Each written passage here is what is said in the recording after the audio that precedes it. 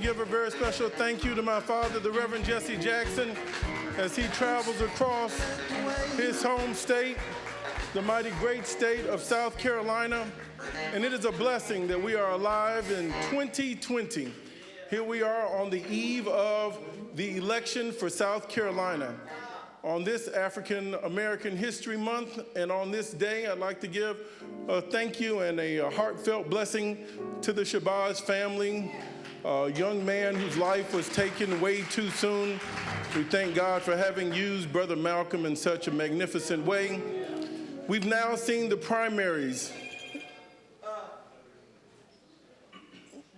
We've now seen the primaries in Iowa.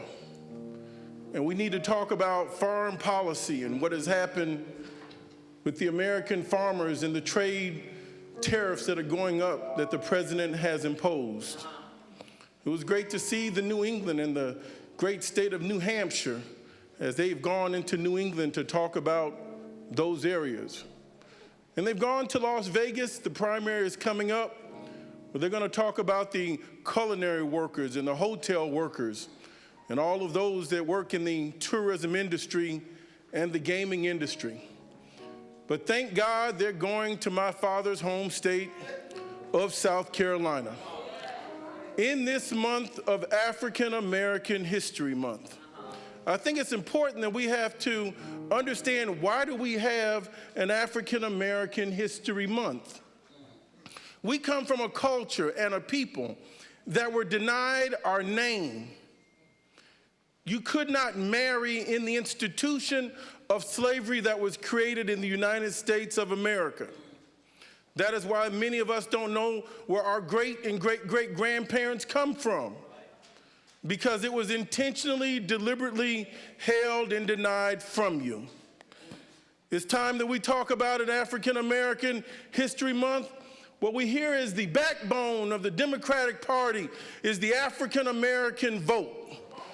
And then specifically, they say the black woman is at the heart and at the base of the African American vote for the party. Well, in 2020, I'm tired of being at the base. We need to make some room at the top of the Democratic Party for African American men and women. Why do we have an African American History Month? Because those whites that imposed those conditions on stopping us from gaining literacy, they don't know our history either. When you look at the history in Europe and you think of the East and West divide around 1014, God made a planet that's spherical. It's a ball, it's a globe. God doesn't separate an East from a West. But man created an East from the West.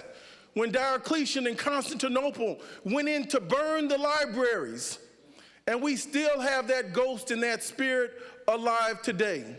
Dr. Carter G. Woodson, born of slaves in West Virginia in 1875. By the time he was able to go to high school at 20 years of age, and then he went to Berea College and came to the University of Chicago and is the first African American of the descendants. Both of his parents were born into slavery. Different than Dr. W.B. Du Bois. He went on to go to Harvard. When he got to Harvard and got his PhD, he looked in the annals of history and saw no accomplishments that African Americans had done. We were deleted, and therefore American history was distorted and propaganda was able to increase. And he went on to say, if you see a race and you see a culture of people where you cannot ascribe anything good that they have contributed to society, that makes people hate them and despise them and want to exterminate them. What did Dr. Carter G. Woodson say? He says, if you can control a man's thinking, you do not have to worry about his actions. You will determine what a man shall think, you do not have to concern yourself about, he will do. If you make a man feel that he is inferior, you do not have to compel him to accept an inferior status, for he will seek it himself. If you make a man think that he is Justly an outcast, you do not have to order him to the back of the door. He will go without being told, and if there is no back door, his very nature will demand one. Dr. Carter G. Woodson went on to say, at this moment, the Negro must begin to do the very things which with he was taught he cannot do. He went on to say, if the Negro in the ghetto must eternally be fed by the hand that oppresses him and puts him into the ghetto, he will never become strong enough to get out of the ghetto. Dr. Carter G. Woodson did not want to see the first black this and the first black that. He wanted to make history whole. He just didn't want to see the white on the page. He wanted to see the black on the page. He wanted to see harmony and truth. He wanted the whole story of America. We have been here since the founding. What is very peculiar about South Carolina? South Carolina, I remember my summers going down there in that red clay of South Carolina in my father's hometown of Greenville. Greenville, South Carolina was one of the last counties, last cities to incorporate and honor the Reverend Dr. Martin Luther King. They just had a fierce aversion to the Reverend Martin Luther King. I remember my father taking us over to the park that they grew up in. And it was like contradictory, and also I was in disbelief when my father told me they could not play in this public park. Put a pin in that, young ladies and gentlemen. I need to fix this problem top down. I need the grandparents that are watching right now. If the good Lord has blessed you to have a silver crown on the top of your head, even if you've touched it up a little bit, if the good Lord has blessed you to have a silver crown, even if you put something on top of it, if the good Lord has given you that silver crown, he's blessed you to stay alive for a reason. Have your children and your grandchildren tune in. Tell them there's something being said on this program that they need to know. Our children don't know the stories of our own parents. When my father took us to the park, and I thank God he took us to the park, I wouldn't have believed it if he said it. He took me there and said, this is where I wanted to learn to swim. And he says, because of the laws of segregation, blacks could not swim in this park. And when the laws of desegregation came down, the backlash of this institution in Greenville, they put seals in the park, in the pool. And I'm like, come on, Dad, for real? Then after they put the seals in the park, the black folks were so happy to have access to a pool, they jumped in with the seals. Then they said, you can't do that. So they ended up taking the seals out, moving them away, and they filled in the pool with cement and dirt so that nobody could swim again. Don't make this my story. I need my seniors that have lived through this to tell their children the truth. Don't put us on the race defense because we want to tell the truth. I need us to get on the justice and the truth offense.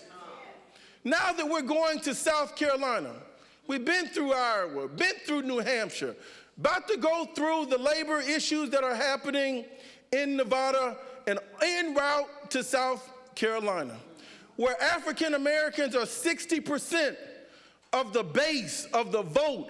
African Americans, listen to me, are the majority of the Democratic Party in South Carolina. My father has oftentimes said, the hands that pick cotton will now pick the next president of the United States of America. We've seen the commercials of billionaires and others that are advertising. And you see them hugging and kissing and standing in front of so many Negro babies and so many black folks and so many mayors and so many other people. I just have one question. What is he going to do for the white folks since he's around black folks all day long?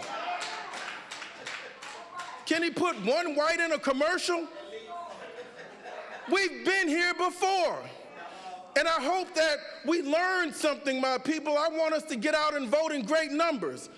Let the officials and let these presidential candidates come into your church, come into your home. We've always been welcoming, and thank God that we have. But make a request.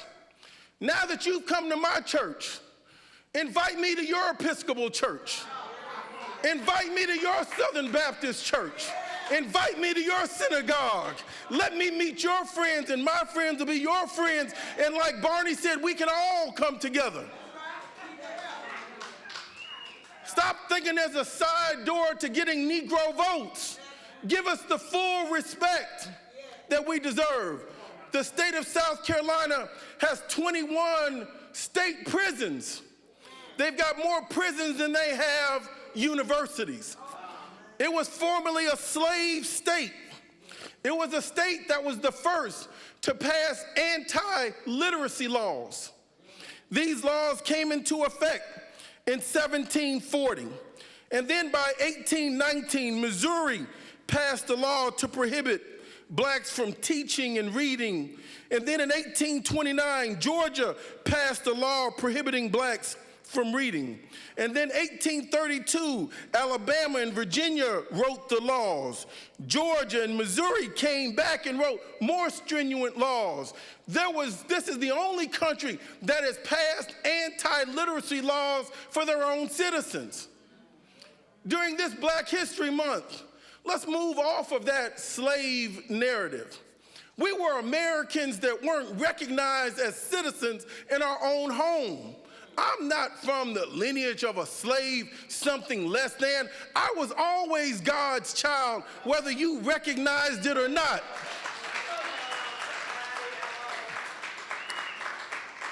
Which brings me to another issue as I see people lining up in an era of being okay with stop and frisk.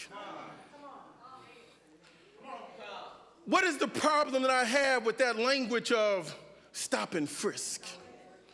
Stop and frisk sounds like a sort of Swedish massage.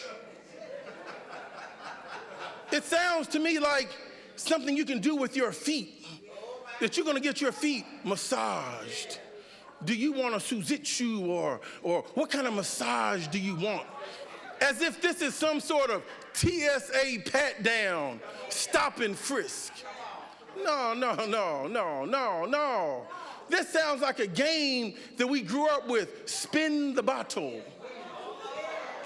kiss and tell, pin the tail on the donkey. It was only just a stop and frisk. The question becomes, it's so much deeper than that. It is a racial code. This is what it should be called, is advanced apartheid interrogation techniques. This is a part of racial terrorism. This is about striking fear into our men's heart. This is about telling our children where they cannot go anymore. For the sin that you've created, you don't have enough money in God's eyesight to erase what you've done to children. And then you say they got money, they can win. But if they win, how do you win? Some things you have to have your dignity in place. You can't hurt my child and ask for my forgiveness long enough. And then you make an empty platitude apology. And then those that want to do things that are politically expedient say, but they got money, they made a donation, a contribution. No, did you go back and talk to the child? That you had the policeman come out with a gun on and stick it to their back and tell them to turn around, drop their pants, tell that child to get on the ground. You saw Eric Gardner. What was he supposed to do? He was big, he looked threatening. And then some little thug that said he was an officer that had no uniform on, that was dressed down, puts a chokehold on the man, and the man peacefully just went out. He died. Stop and frisk. Why did you ever touch that man? What did he do? Stop and frisk. It's racial terrorism. can you imagine if a black man was mayor of a city and he said to the police with the power and the authority with guns, go lock up all the Italian boys 17 to 25. Go lock up all the Irish boys 17 to 25. Go round up all the Jewish children 17 to 25. Go get all the Asian boys 17 to 25. Throw them up against the wall. If guns is the problem and murder is the problem, why don't we go after the gun manufacturer? Why don't we go after the gun dealers? Why don't we go after the gun distributors? Why don't we go after those that sell and make the bullets? When you're unable to solve the crime, that is at the heart. When you hear about someone that's been wrongfully convicted, I got a problem with that too. What do you mean wrongfully convicted? You mean you missed a procedure and I should have been locked up for another reason? You just did it wrong this time? My friends and my brothers and sisters, we ought to say that this was kidnapping. The child, the man, the woman had the right to be where they were. Look at Sandra Bland. She shouldn't be in a cold grave this morning. Look at Trayvon Martin. He was a child that was going to his father's house, a man, a thug who couldn't get on a police force.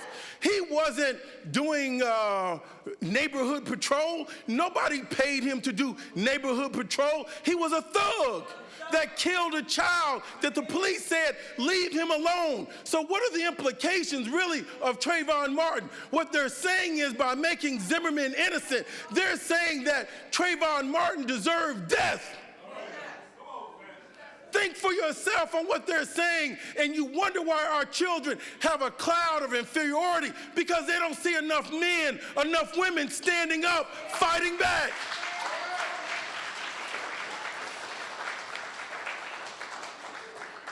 Wrongful conviction is kidnapping. These are the codes of slave catching. And I'm here to tell you, why am I so fired up? Because I've got one son that's 18. I got another son that's 22. And I've been in the back of a police car for no good reason. And I know that child would never be the same again when you lock our children up. You wonder why the darker the men are, the more you see them on the streets begging. You don't know what happened to that man. You don't know when a short little tyrant that's got a lot of money that's bigger than his ego says, this is my policy. There were years that black folks in New York said, stop it, you're hurting people, quit, don't do it. He didn't want to listen. Stop and frisk. Make a donation. You're teaching your children to accept inferiority. I am very excited about this campaign season now. When I see Brother Bernie Sanders out there fighting every day, when I see Sister Elizabeth Warren out there fighting every day, let me tell you, if you're not mad, you're not informed. Somebody's got to be mad as hell in order to go on and take on this slaveocracy and the opponent in the White House. You can't be lukewarm on this issue. You got to have a passion for justice. You've got to want to fight racism. You cannot say redlining caused the financial crisis. There was Alt-B and there were other financial instruments. The problem was African Americans, I want the mayor to understand, were overcharged for the amount of money they received. That's what was called subprime. It came out in the Red Book in the Federal Bank of Boston study that said African Americans with the same credit scores as whites paid more for the loan. African Americans that had higher credit scores than white paid more for a loan. African Americans that had more income paid more for a loan. We were overcharged for the little money that we received. We were financially handicapped. When you take out a $200,000 loan at 5% and you were taking out one at 8% is what they gave you when you should have paid 5% over 30 years. One person was paying $700 a month for the mortgage, another was paying $1,100 a month for the mortgage. Same money, better credit score. Then when you had a financial hard time, you didn't have any money saved. You got robbed.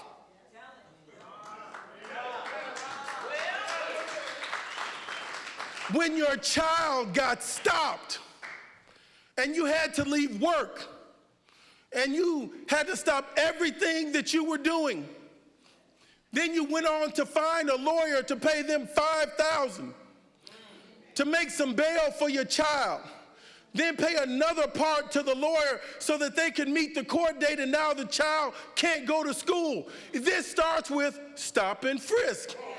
Then you find your child doesn't want to go to school. Why?